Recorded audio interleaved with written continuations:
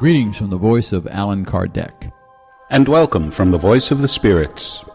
We are here once again to take you on another small journey through the Spirits book by Allan Kardec. Today we will continue with fatalism, covering questions 857 to 861. Enjoy. Question 857. There are soldiers who brave the perils of combat with a certain conviction that their hour has not yet come. Is there any foundation for such confidence? Quite frequently, individuals have a presentiment of their end, and thus they may have a presentiment that they will not yet die.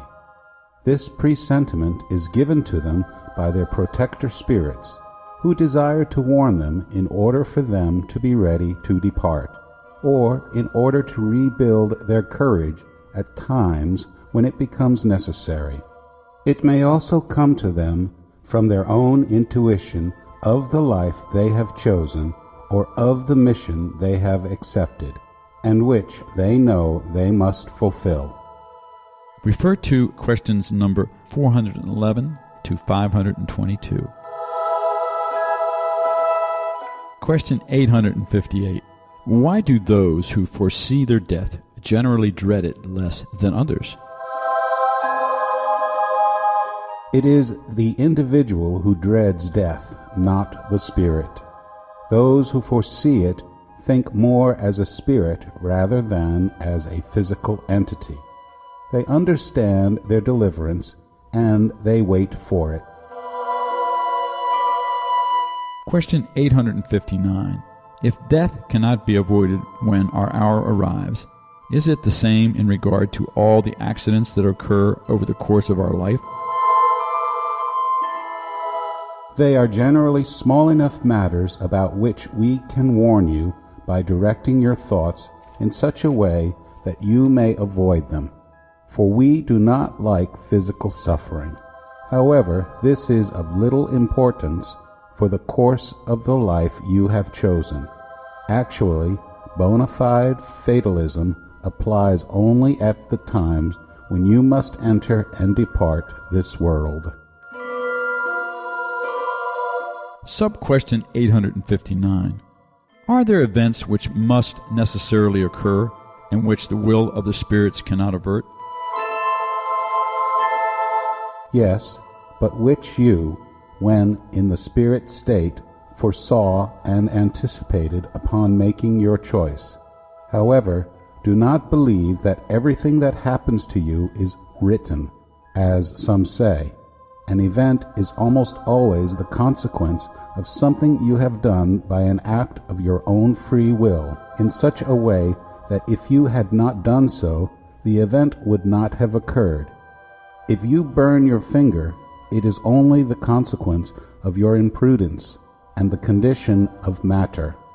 Only the great sorrows, those important events that are capable of influencing your moral evolution, are foreseen by God because they are useful for your purification and education.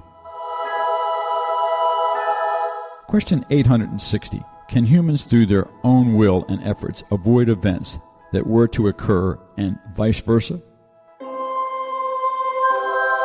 They can, if this apparent deviation fits into the general order of the life that they have chosen. Furthermore, in doing good, their duty and the sole purpose of life, they can prevent evil, especially that which might contribute to a still greater evil.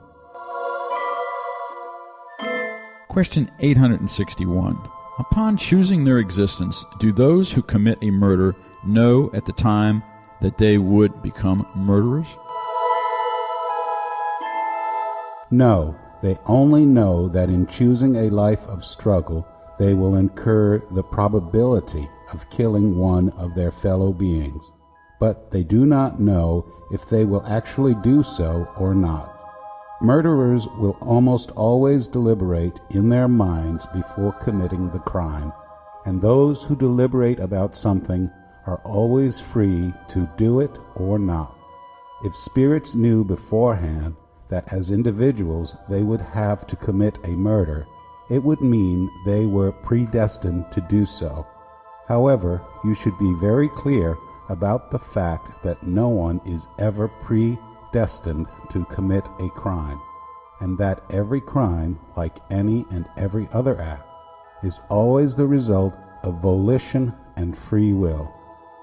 Moreover, you always confuse two very distinct things: the material events of existence and the moral acts of life.